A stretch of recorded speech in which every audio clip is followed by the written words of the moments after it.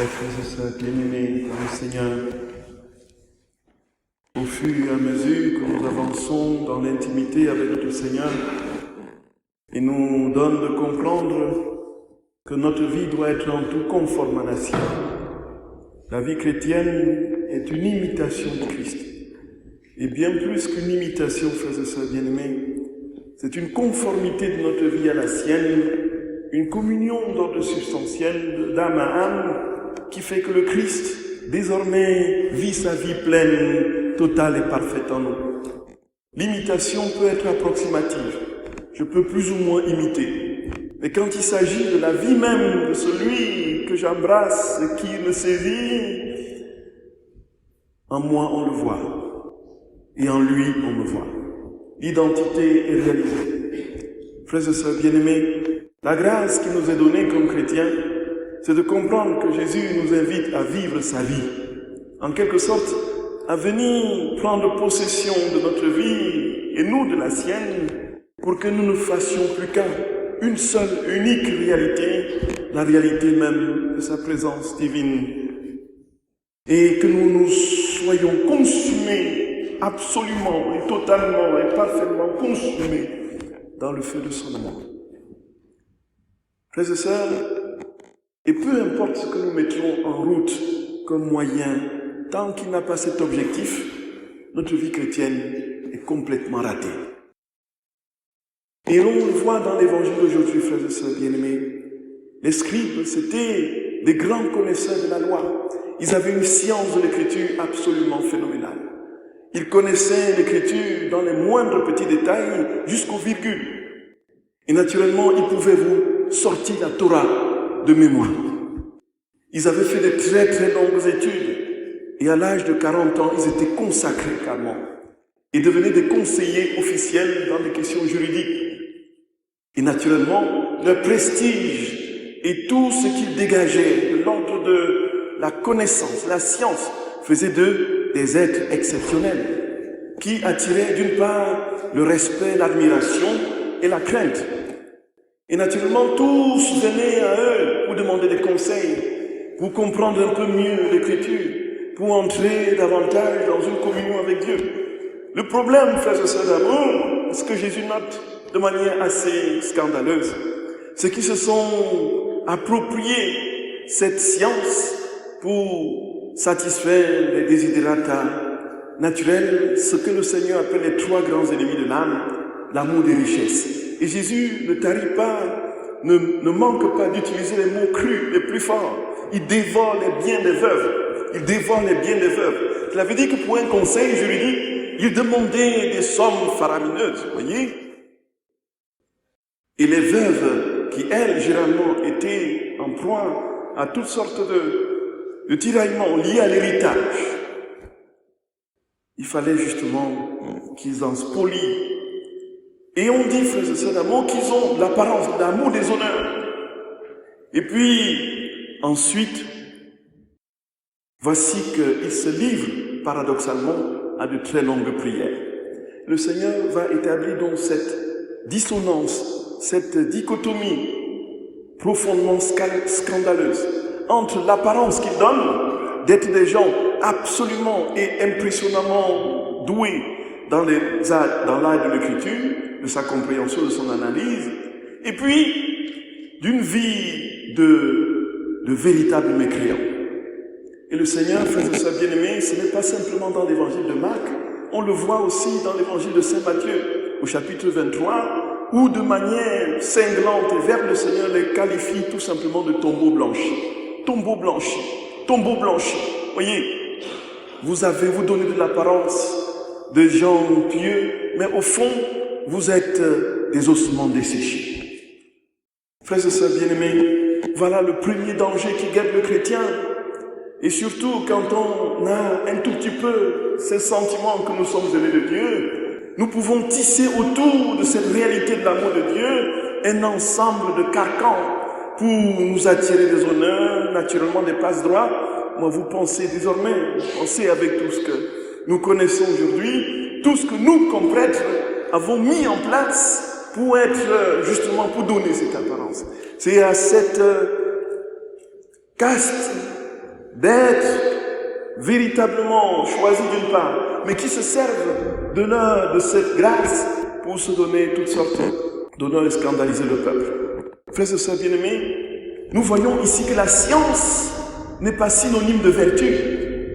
Cela veut dire très concrètement que nous pourrons, tout ce que nous voudrons, emmagasiner de la science, connaître la Bible par cœur, avoir une grande connaissance théologique. Ce n'est pas cela qui nous conduit au ciel. Ce n'est pas cela qui nous donne la pleine, la véritable connaissance de Dieu. La connaissance de Dieu, frères et sœurs d'amour, est au-delà de tout ce que nous pouvons imaginer. C'est une relation d'intimité, de communion, de cœur à cœur et de vie dans la vie, notre vie dans le ciel du Seigneur. Voilà la connaissance véritable de Dieu. Et tout ce que nous pourrons mettre en œuvre pour tenter d'échapper à cette vérité, frères et sœurs d'amour, nous irons à notre perte.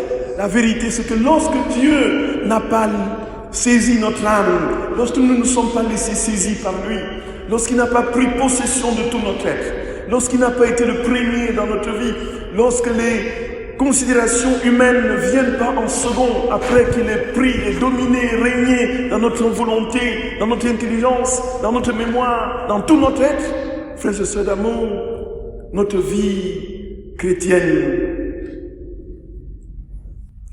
tangue.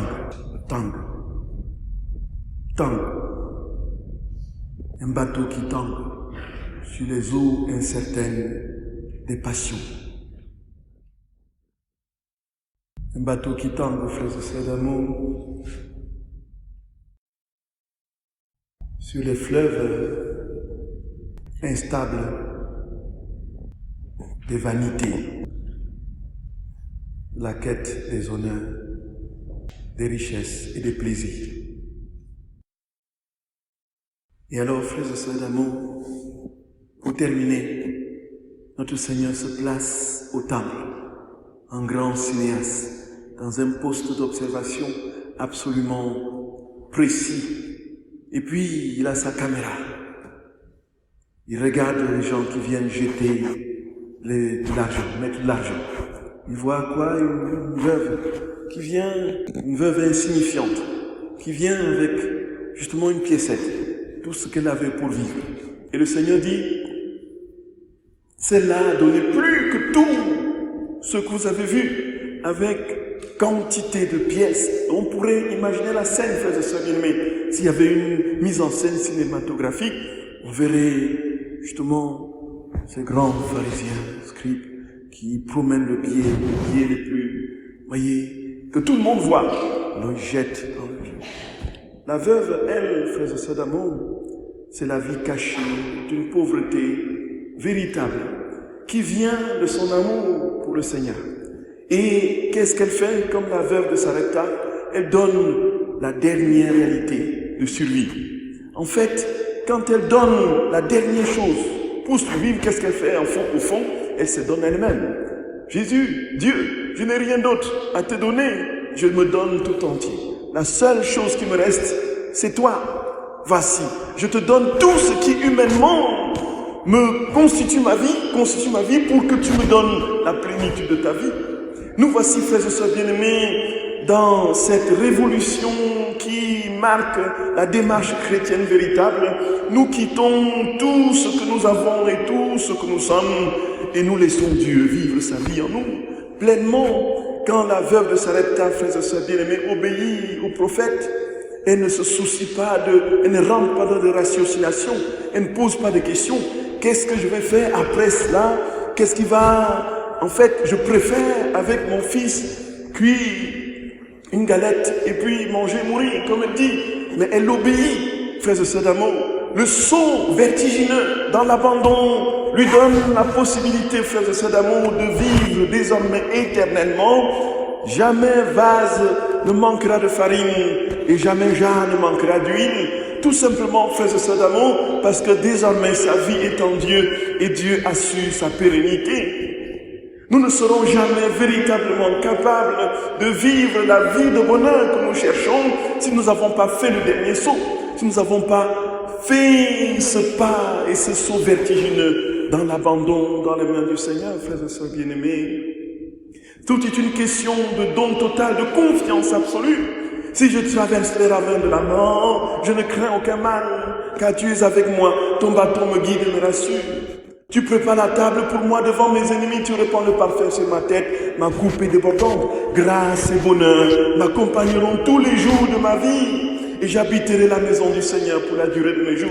La foi chrétienne, c'est la conviction intime que Dieu porte notre existence et qu'il nous établit définitivement dans les prairies verdoyantes de son amour, de son cœur. Et que rien ni personne, frères et sœurs d'amour, même pas la pauvreté, même pas l'insécurité, ne pourra nous séparer de l'amour de Dieu. Voilà la vérité, frères et sœurs bien-aimés de l'Écriture. Le Seigneur nous dit, si tu veux tout obtenir, fais le pas, s'il te plaît. Fais le pas. Libère-toi des craintes, libère-toi des angoisses du lendemain. Libère-toi de tout ce qui aujourd'hui t'empêche d'entrer dans cette paisible confiance avec moi. Libère-toi de tout ce qui te rend heureux. Fais-moi confiance. Abandonne tout comme j'ai tout abandonné pour toi. L'image de la veuve, c'est l'image de Jésus qui a tout abandonné, frères et sœurs bien-aimés, pour venir prendre possession de notre condition humaine. C'est l'image de la croix. Jésus a donné sa vie jusqu'à la dernière piécette, jusqu'à la dernière goutte de son sang. Et tant que nous n'avons pas emprunté le même chemin pour aller à lui, frères et sœurs bien-aimés, nous n'avons pas encore commencé à cheminer chrétiennement. Demandons cette grâce au Seigneur de l'aimer sans mesure et de comprendre que notre vie véritable sera l'établissement de sa vie en nous et que la victoire sur tout ce qui nous empêche d'être dans la plénitude de gloire qu'il est venu réaliser pour nous passera obligatoirement de manière incontournable par le dernier détachement, la dernière piécette que nous aurons jetée dans le tronc. Et si nous n'avons pas compris cela, frères et sœurs bien-aimés, demandons au Seigneur la grâce, non seulement de le comprendre, mais de le vivre pleinement, sachant que notre vie ne sera jamais une vie chrétienne qu'à la mesure de son immensité d'amour pour nous. Laissons-nous consumer par son amour. Laissons-nous consumer, brûler, consumer par son amour. Disons-lui de tout notre cœur, je t'appartiens, Seigneur, je suis à toi. Où irai-je? Où irai-je? À qui d'autre me confierai-je, Seigneur? À qui d'autre irons-nous? Tu as les paroles de la vie éternelle. Oui, Seigneur, notre roi, nous avons pleinement confiance en toi et te supplions humblement de nous libérer de toutes les craintes, de toutes les peurs, de nous donner la grâce, de nous établir sur ta croix, de nous laisser émonder, de faire le grand pas, le grand saut de la confiance et de nous dire, Seigneur, tu es avec nous et rien ni personne ne pourra nous séparer de toi, ni la mort, ni la vie, ni le présent, ni l'avenir, ni les hauteurs, ni les profondeurs, ni aucune autre créature, ni les anges, ni les dominations, rien, Seigneur Jésus, ne pourra nous séparer de toi, de l'amour que tu manifestes pour nous, jusqu'au don de ta vie, en versant ton sang jusqu'à la dernière goutte. Oui, Jésus, nous avons confiance en toi. Sois béni éternellement. Amen.